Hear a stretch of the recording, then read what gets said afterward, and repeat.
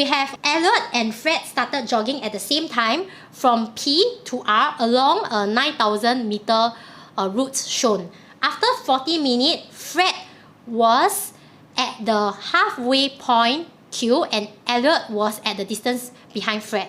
Fred reached point R 10 minutes before Elliot. Both did not change their speeds throughout. What was the distance between Elliot and Fred when Fred was at point Q? So the very first thing I can pick out, right, is after 40 minutes, Fred was halfway point Q.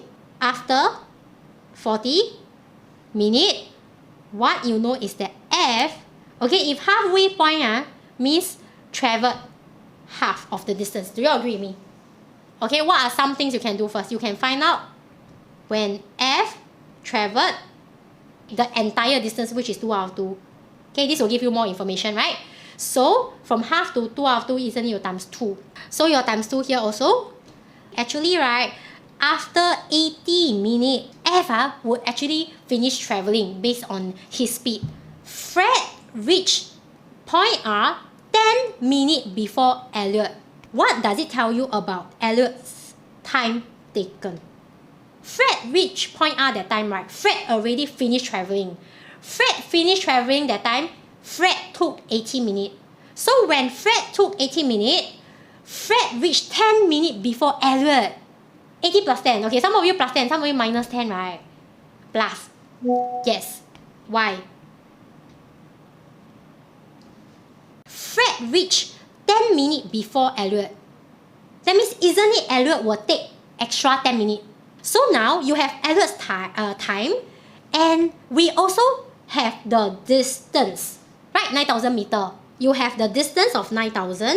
You have the time of 90 minutes. You can find, very good, you can find Elliot's speed, right? So E's speed, right, is going to be 9,000 meters divided by 90 minutes. And that will give you 100 meters per minute.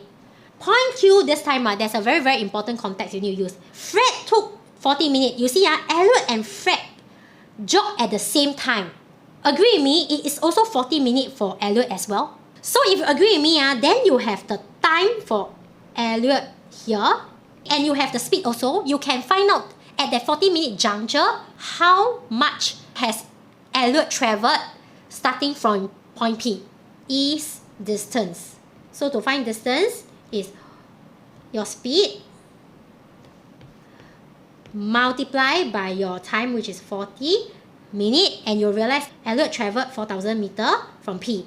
So remember, Elliot is the one that is slower. So 4,000 haven't even reached the halfway point because Fred is faster, right? If your total distance is 9,000, right, your halfway point must be 9,000 meters divided by 2. 4,500 you will get from the starting point to the halfway point, right? That's your 4,500, 9,000 divided by 2. You just need to take this number, you minus away 4,000 meters, and then you'll get 500 meters. That's your answer. Okay?